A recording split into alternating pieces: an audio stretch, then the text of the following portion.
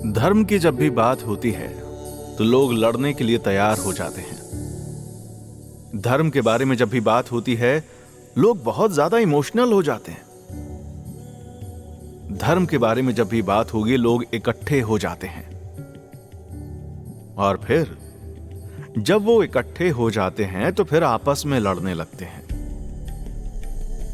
धर्म को लेकर ही लड़ते हैं, किसी और वजह से नहीं कि धर्म ने हम लोगों के बारे में ये कहा है, धर्म ने तुम लोगों के बारे में ये कहा है, धर्म मुझे बड़ा बनाता है, धर्म तुम्हें छोटा बताता है। ये सब होता है, इसी दुनिया में होता है। पर क्या आप जानते हैं कि धर्म है क्या? धर्म कितने हैं इस दुनिया में? कौन सा धर्म सच्चा है? कौन सा धर्म पुराना है? सनातन सबसे पुराना है, इस्लाम सबसे पुराना है, ईसाईयत पुरानी है। कौन सा धर्म है सबसे पुराना और कौन सा धर्म है सच्चा? एक नजर में देखें तो ऐसा लगता है कई बार कि हर जगह अपनी एक दुकान खुली हुई है और सब अपनी अपनी बातें बताए जा रहे हैं कि मैं सही हूं, मैं गलत हूं, सुनो समझो। इंसान जाए तो जाए कहां? एक बच्चा जब पैदा होता है वो जिस भी समाज में, जिस भी धर्म में पैदा हो जाएगा उसके ऊपर वो थोप दिया जाता है। उससे पूछा नहीं जाता कि तुम हिंदू हो, मुस्लिम हो, ईसाई हो, कौन हो तुम। नहीं, तुम जिस घर में पैदा हो गए तुम्हारे ऊपर उसकी मुहर लग गई। ऐसा ही तो होता है ना? अगर चुनने का मौका दिया जाता किसी भी इंसान को तो क्या लगता है इंसान ज्यादातर किस धर्म को चुनते? क्या लगता है आपको? मुझे पता है आप में से ज्यादातर लोग कहेंगे कि सनातन को चुनते, और यही बात जब दूसरे धर्म के लोगों से पूछूंगा तो वो अपने धर्म के बारे में कहेंगे। हम इंसान अपने धर्म से एक जुड़ाव महसूस करते हैं, एक रिश्ता महसूस करते हैं। पर सवाल फिर से वही है कि तुम्हारा असली धर्म आखिर है क्या?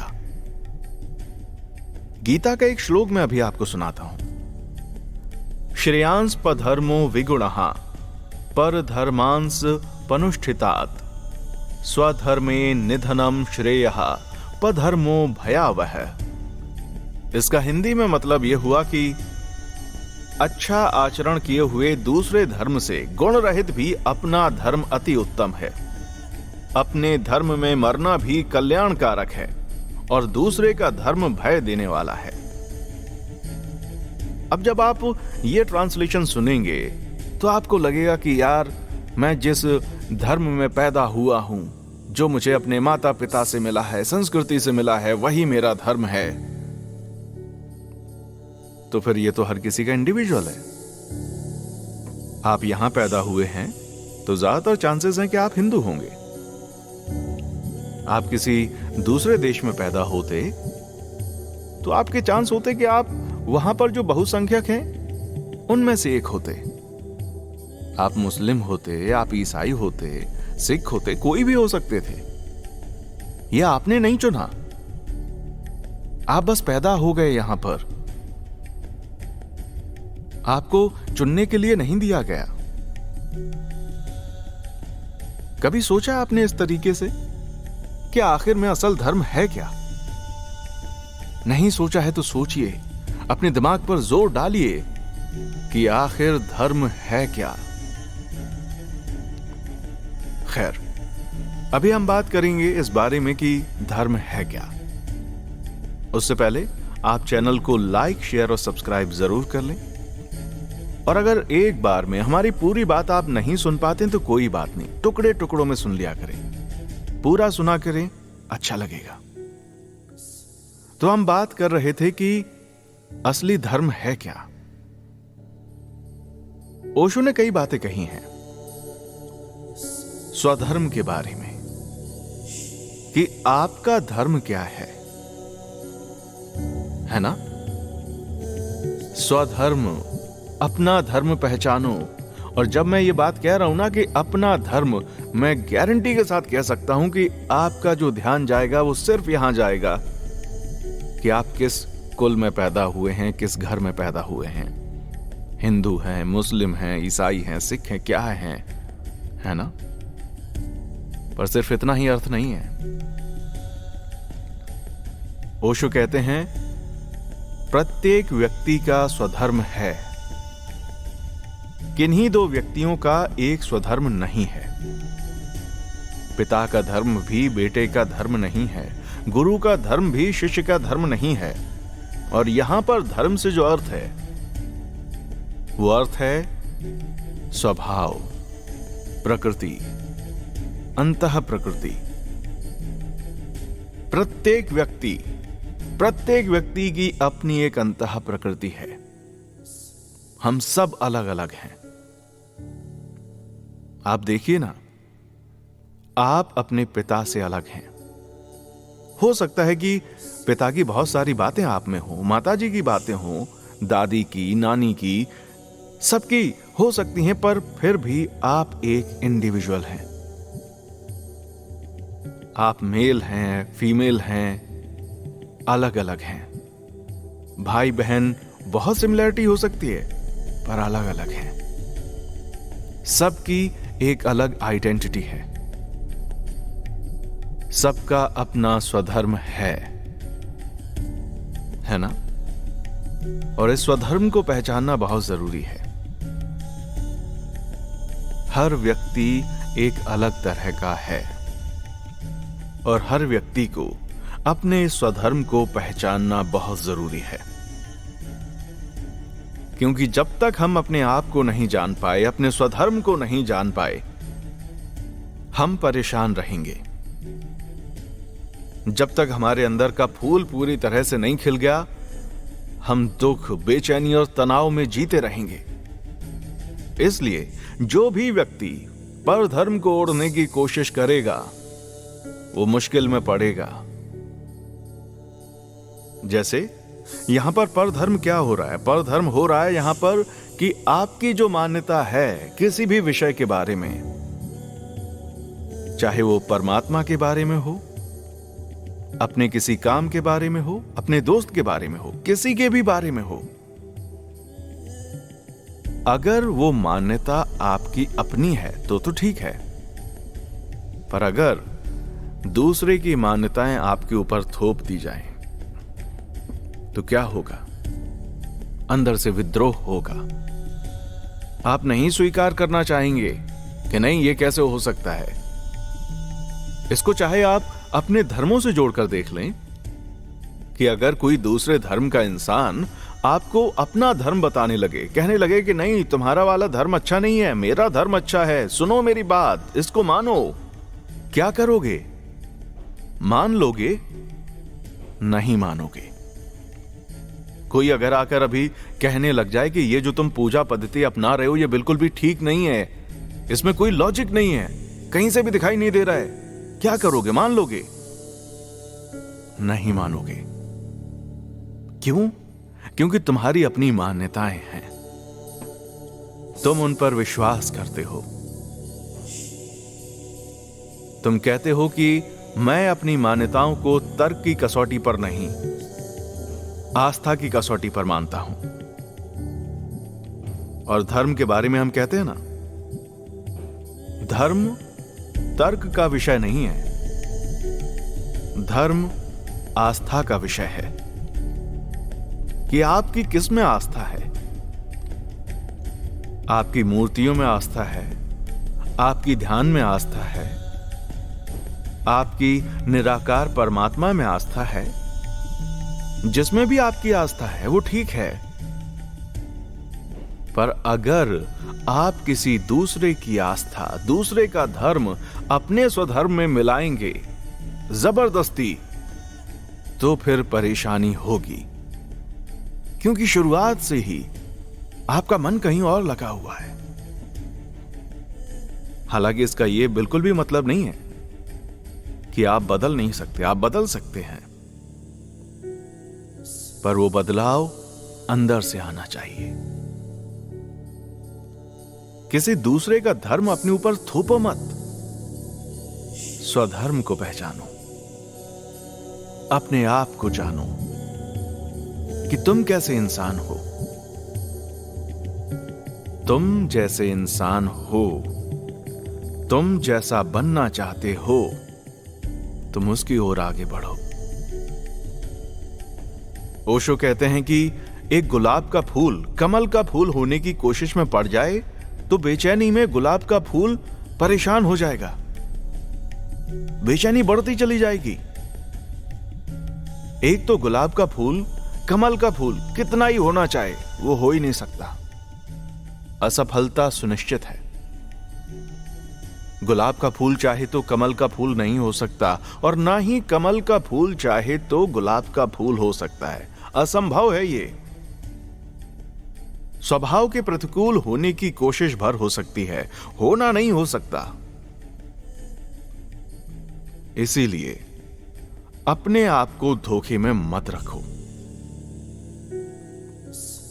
आप अपना स्वधर्म पहचानो कि आप असल में हैं कौन। इसको यूं ले लो, हम में से बहुत से ऐसे लोग होते हैं जो कि सीधे साधे होते हैं, बेवकूफ नहीं होते, भोले भाले, प्यार करने वाले, भरोसा कर लेने वाले, ऐसे लोग होते हैं। पर आज की दुनिया में हम उनको क्या कह देते हैं? अरे बेवकूफ है यार, इसको तो कोई भी बेवकूफ बना देता है। और ऐसे लोग कई बार अपना दिल तोड़वा बैठते हैं, दिल दुख जाता है उनका अंदर से, आत्मा कांप जाती है। फिर क्या होता है? उनको दुख होता है, लगातार वो दुख दुख दुख दुख इतना बढ़ जाता है कि वो पत्थर के बनने लगते हैं।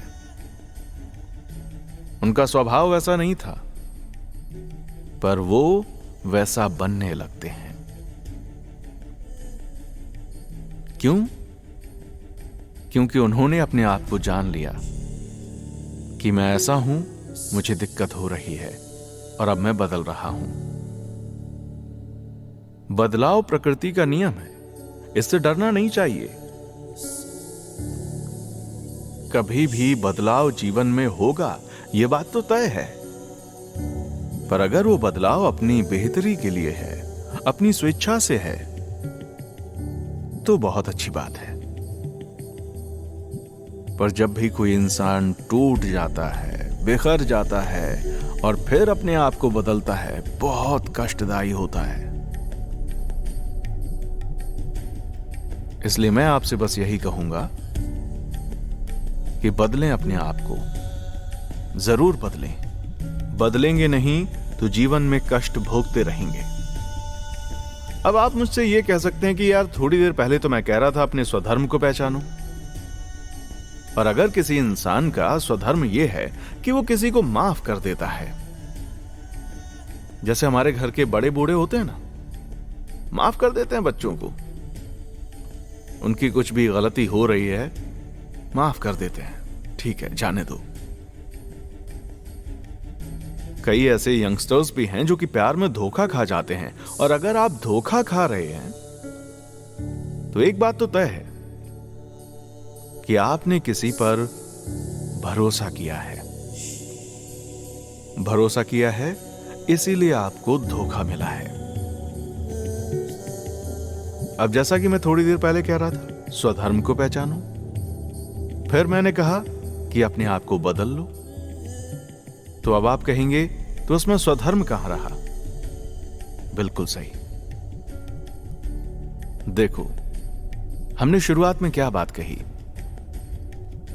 हमने शुरुआत में बात कही दूसरे का जो भी धर्म है, धर्म से मेरा मतलब है जो भी वो बात कहना चाहते हैं, चाहे वो रिलीजियस वाला धर्म हो या फिर गुणों वाला धर्म हो, मान्यताओं वाला धर्म हो, अगर कोई भी बात आप जबरदस्ती किसी के प्रेशर में आकर अपने ऊपर थोप लेते हैं और वैसा करना शुरू कर देते हैं, तो आपको बहुत कष्ट होगा। अब आप कहेंगे कि कष्ट तो तब भी हो रहा है जब हमने किसी पर भरोसा किया, हमारा भरोसा टूटा और बार बार ऐसा हुआ, हमें दुख हुआ, हम माफ करते चले गए, सामने वाला फिर से वही करता रहा, हमारे साथ में बार बार ये होता रहा। सब कुछ ये हो रहा था बार बार, तो हमें भी तो मजबूरी में आकर अपने आप को बदलना पड़ा। बिल्कुल ठीक है, बदलाव यहां पर भी हो रहा है और मजबूरी में हो रहा है। पर यहां पर जब बदलाव हो रहा है तो आपको एक बात बिल्कुल स्पष्ट तौर पर पता है, और वो ये कि आप अब कष्ट नहीं भोगेंगे। कौन सा कष्ट? वो कष्ट जिसकी वजह से आप ये बदलाव ला रहे हैं। तो यहां पर आप किसी की जोर जबरदस्ती से तो नहीं, आपकी भावना यह होनी चाहिए कि आप अपनी बेहतरी के लिए बदलाव ला रहे हैं। स्वधर्म तो आपका वही रहेगा। आप लविंग हैं तो लविंग ही रहेंगे। आप प्रेम करते हैं, आप विश्वास करते हैं लोगों पर, आप वैसे ही रहेंगे। बस ये जो बदलाव होगा वो अपने सेल्फ डिफेंस के लिए होगा। जैसे गुलाब के फूल में कांटे होते हैं ना, जब आप गुलाब तोड़ने के लिए जाते हैं तो इतना आसान नहीं होता कि तोड़ लिया, नहीं, उसमें कांटे होते हैं। और अगर वो कांटे ना हो, गुलाब बहुत आसानी से तोड़ा जा सकता है। तो ये ठीक ऐसा ही है कि अपने आप को बचाना है, इसलिए बदलना है। बदलना इसलिए नहीं है कि मजबूरी है, कोई हमारे ऊपर प्रेशर डाल रहा है, नहीं। बदलना इसलिए है जिससे कि हम फिर से ना टूट जाएं, हम फिर से बिखर ना जाएं, इसलिए बदलना है। और फिर अपने स्वधर्म में बने रहना है। तो आपका अपना जो स्वधर्म है वही सबसे सच्चा धर्म है। मान्यताओं की जहां तक बात है तो अपने बुद्धि विवेक का इस्तेमाल कीजिए, अपने अंदर चिंतन मनन कीजिए, सही क्या है गलत क्या है खुद फैसला कीजिए। क्यों दूसरों के ऊपर डिपेंड होना? ये जिंदगी तुम्हारी है, खुद लिखो, खुद जानो सही क्या है गलत क्या है, खुद पता करो, खुद समझो और खुद अपना जीवन बदल लो। याद रखो, अपने आप को पहचानना, अपने आप को जानना, यही सही धर्म है। इसी स्वधर्म में रहो। अपने आप को जानो, पहचानो, बदलाव करो और आगे बढ़कर जिंदगी जीते रहो। रुको मत, डरो मत, थमो मत। क्या हो जाएगा, क्या बिगड़ जाएगा? अगर तुम कुछ मान्यताओं के विपरीत चले भी गए तो कौन सा पहाड़ टूट जाएगा? कम से कम ये तो अच्छा लगेगा कि जो हम करना चाहते थे हमने वही किया। इसलिए डरो मत, जो दिल में आता है वो करो। अपने ज्ञान चक्षु खोलो, ध्यान लगाओ, ज्ञान बटोरो। बहुत ज्ञान है दुनिया में। अपने अनुभव देखो, तुमको क्या अनुभव होता है। तुम और तुम्हारा रब, वो परमात्मा, तुम दो ही लोग हो और तुम आपस में संवाद कर सकते हो। किसी की जरूरत नहीं है, तुम संवाद कर सकते हो। वो संवाद बनाए रखो। तुमको जो अच्छा लगता है वो करो। तुम्हें मूर्तियां अच्छी लगती हैं, मूर्तियां पूजो। तुम्हें प्रकृति अच्छी लगती है, प्रकृति से जुड़ जाओ। तुम निराकार परमात्मा में यकीन रखते हो, उसमें यकीन रखो। ईश्वर से जुड़े रहो, दूर मत हो। परमात्मा से जितना जुड़ोगे, परमात्मा उतनी नई राहें बनाएगा, उतने संकेत तुम्हें देगा। तुम महसूस कर पाओगे उसकी उपस्थिति को। जुड़ जाओ उस परमात्मा से। अपने स्वधर्म में रहकर सही धर्म पहचान लो। इन्हीं शुभकामनाओं के साथ मुझे दीजिए अभी इजाजत। जा रहा हूं इस वादे के साथ कि जल्दी आपसे फिर होगी मुलाकात। हमारा शो आपको कैसा लगता है कमेंट सेक्शन में आकर जरूर बताएं। किसी विषय के बारे में अगर बात करना चाहते हैं कमेंट कीजिए, हम बात करेंगे। कोई सवाल है आपका, पूछिए, कोशिश करेंगे जवाब देने की। कुछ आप कहिए, कुछ हम कहेंगे, और ये सिलसिला यूं ही चलता रहेगा। आज के लिए बस इतना ही। खुश रहिए, खुशियां बांटते रहिए, जरूरतमंद लोगों की मदद करते रहिए और बने रहिए अपने ही चैनल पर। मेरा नाम है आर्यन। देखने के लिए शुक्रिया।